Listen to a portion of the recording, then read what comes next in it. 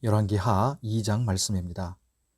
여호와께서 회오리 바람으로 엘리야를 하늘로 올리고자 하실 때에 엘리야가 엘리사와 더불어 길갈에서 나가더니 엘리야가 엘리사에게 이르되 청하건대 너는 여기 머물라 여호와께서 나를 베델로 보내시느니라 하니 엘리사가 이르되 여호와께서 살아계심과 당신의 영혼이 살아있음을 두고 맹세하노니 내가 당신을 떠나지 아니하겠나이다 하는지라. 이에 두 사람이 베델로 내려가니 베델에 있는 선지자의 제자들이 엘리사에게로 나와 그에게 이르되 여호와께서 오늘 당신의 선생을 당신의 머리 위로 데려가실 줄을 아시나이까 하니 이르되 나도 또한 아노니 너희는 잠잠하라 하니라. 엘리야가 그에게 이르되 엘리사야 청하건대 너는 여기 머물라 여호와께서 나를 여리고로 보내시느니라. 엘리사가 이르되 여호와께서 살아계심과 당신의 영혼이 살아있음을 두고 맹세하노니 내가 당신을 떠나지 아니하겠나이다 하니라. 그들이 여리고에 이르매 여리고에 있는 선지자의 제자들이 엘리사에게 나와 이르되 여호와께서 오늘 당신의 선생을 당신의 머리 위로 데려가실 줄을 아시나이까 하니 엘리사가 이르되 나도 아노니 너희는 잠잠하라. 엘리야가 또 엘리사에게 이르되 청하건대 너는 여기 머물라 여호와께서 나를 요단으로 보내시느니라 하니 그가 이르되 여호와께서 살아계심과 당신의 영혼이 살아있음을 두고 맹세하노니 내가 당신을 떠나지 아니하겠나이다 하는지라. 이 두 사람이 가니라. 선지자의 제자 50명이 가서 멀리 서서 바라보매 그 두 사람이 요단가에 서 있더니 엘리야가 겉옷을 가지고 말아 물을 치매 물이 이리저리 갈라지고 두 사람이 마른 땅 위로 건너더라. 건너매 엘리야가 엘리사에게 이르되 나를 네게서 데려감을 당하기 전에 내가 네게 어떻게 할지를 구하라. 엘리사가 이르되 당신의 성령이 하시는 역사가 갑절이나 내게 있게 하소서 하는지라. 이르되 네가 어려운 일을 구하는도다. 그러나 나를 네게서 데려가시는 것을 네가 보면 그 일이 네게 이루어지려니와 그렇지 아니하면 이루어지지 아니하리라 하고 두 사람이 길을 가며 말하더니 불스레와 불말들이 두 사람을 갈라놓고 엘리야가 회오리 바람으로 하늘로 올라가더라. 엘리사가 보고 소리 지르되 내 아버지여 내 아버지여 이스라엘의 병거와 그 마병이여 하더니 다시 보이지 아니하는지라.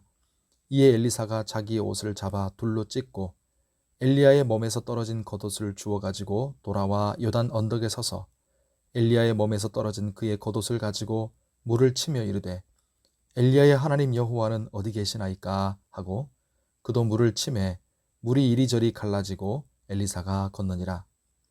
맞은편 여리고에 있는 선지자의 제자들이 그를 보며 말하기를 엘리야의 성령이 하시는 역사가 엘리사 위에 머물렀다 하고 가서 그에게로 나아가 땅에 엎드려 그에게 경배하고 그에게 이르되 당신의 종들에게 용감한 사람 50명이 있으니 청하건대 그들이 가서 당신의 주인을 찾게 하소서.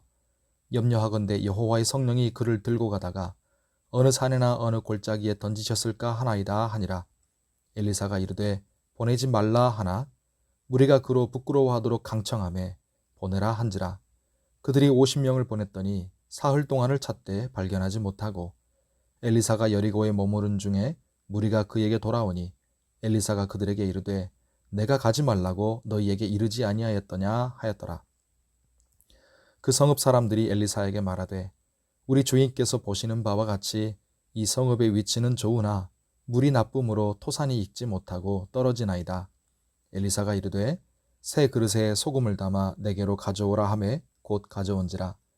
엘리사가 물 근원으로 나아가서 소금을 그 가운데에 던지며 이르되 여호와의 말씀이 내가 이 물을 고쳤으니 이로부터 다시는 죽음이나 열매 맺지 못함이 없을지니라 하셨느니라 하니 그 물이 엘리사가 한 말과 같이 고쳐져서 오늘에 이르렀더라. 엘리사가 거기서 베델로 올라가더니 그가 길에서 올라갈 때에 작은 아이들이 성읍에서 나와 그를 조롱하여 이르되 대머리여 올라가라 대머리여 올라가라 하는지라. 엘리사가 뒤로 돌이켜 그들을 보고 여호와의 이름으로 저주하매 곧 수풀에서 암곰 둘이 나와서 아이들 중에 42명을 찢었더라. 엘리사가 거기서부터 갈멜산으로 가고 거기서 사마리아로 돌아왔더라. 아멘. 기도하는 우리에게 하나님의 은혜가 함께 하시기를 바랍니다. 어떤 사람도 혼자서 모든 일을 다 해낼 수 없고 또 영원히 감당하지도 못합니다. 인간인 우리는 모두 육신의 한계가 있기 때문이고 또 하나님이 정하신 때가 있기 때문입니다. 하나님의 사명을 맡은 자도 마찬가지입니다. 그러므로 우리는 우리 육신의 한계가 오기 전에, 하나님 정하신 때가 되기 전에 기회가 있을 때 열심히 주님을 섬길 수 있기를 바랍니다. 그리고 우리의 신앙과 사명을 이어받을 다음 세대를 위해서 기도하고 잘 세울 수 있기를 바랍니다. 오늘 말씀의 불꽃 같은 선지자 엘리야도 마찬가지로 그에게 주신 기한이 끝나고 있었습니다. 하나님은 엘리야를 데려가시기 전에 선지자의 사명을 계승할 자를 세우시는데 바로 엘리사입니다. 엘리야는 그동안 선지자 학교를 세워서 많은 후배 선지자들을 길러냈습니다. 그런데 그 중에 왜 엘리사가 엘리야의 계승자가 되었을까요? 물론 하나님이 주권적으로 세우신 것이죠. 하지만 엘리사에게서 눈여겨볼 점이 보입니다. 엘리야가 길갈에서 베델 선지학교로, 여리고 선지학교로, 그리고 마지막으로 요단으로 갈 때까지 엘리사는 내가 당신을 떠나지 아니하겠나이다 하면서 그를 따라갔습니다. 엘리야가 오지 말라고 해도 끝까지 따라갔습니다. 이와 달리 7절에 선지자 제자들 50명은 멀리 서서 바라보고만 있었습니다. 9절 뒷부분에 엘리사가 당신의 성령이 하시는 역사가 갑절이나 내게 있게 하소서 하고 구합니다. 이건 성령의 능력을 2배나 얻게 해달라는 말이 아니라 장자가 2배의 몫을 받는 것처럼 엘리야의 후계자가 되게 해달라는 말입니다.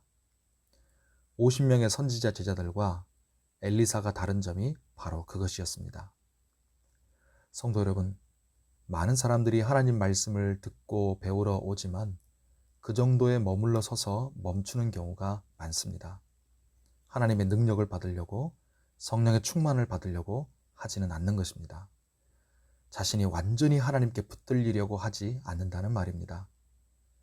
사명자 과정을 배우는 것과 사명자가 되는 것은 다릅니다.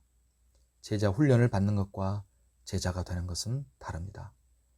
교회 일을 하는 것과 성령에 붙들린 자가 되는 것은 다릅니다.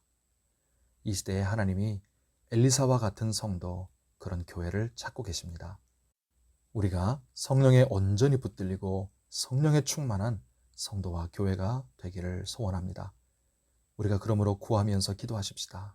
하나님, 주의 성령이 하시는 역사가 갑절이나 내게, 우리에게 있게 하옵소서. 주의 은혜 가운데 강건하고 평안하시기를 축복합니다. 기도하겠습니다.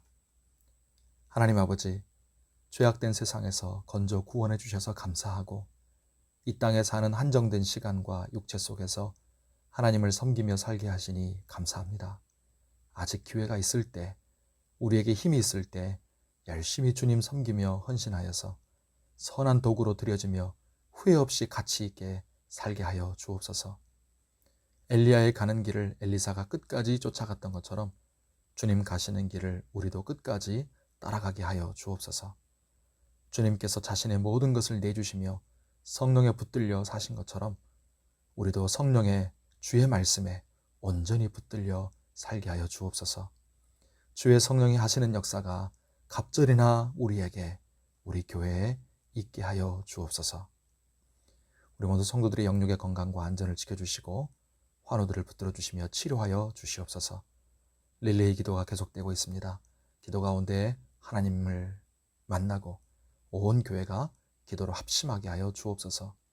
뜨신 방 중에 은혜가 충만하게 하시고 모든 일정을 성령 충만으로 인도해 주시옵소서. 우리가 간절히 주님 앞에 올려드리는 기도에 하나님 응답하시며 주의 은혜를 우리에게 덧입혀 주시옵소서. 오늘도 주님을 의지하오며 예수님의 이름으로 기도하옵나이다. 아멘.